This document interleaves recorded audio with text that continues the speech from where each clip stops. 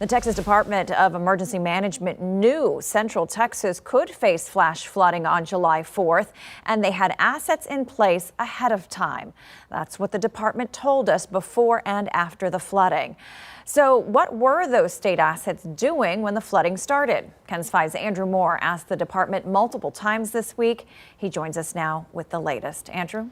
Yeah, the Texas Department of Emergency Management says they had people in place in Kerr County the day before that flooding started, and they had hundreds of people come in afterwards. But when KENS 5 started asking what happened during the time that rain was falling, the answers were harder to get.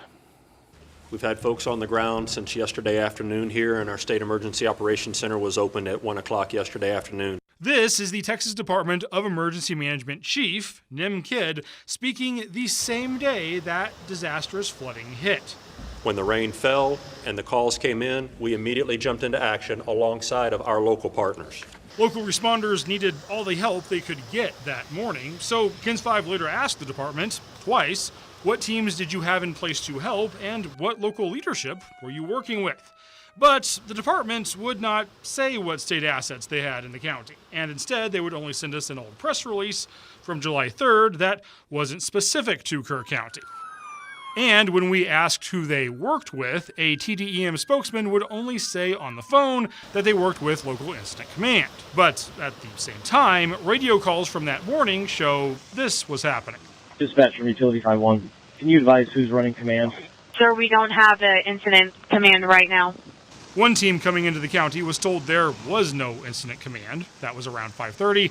And another team that came in even earlier didn't have a staging area to go to and ended up getting trapped by floodwaters.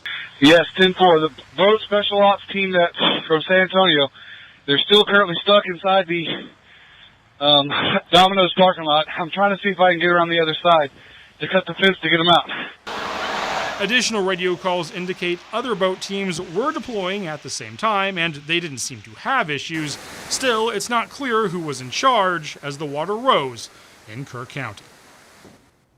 And that question of who was in command is important because there was very little time to react to this flash flooding. People were already getting flooded around Ingram at 3:30 in the morning. EC's. Thank you, Andrew.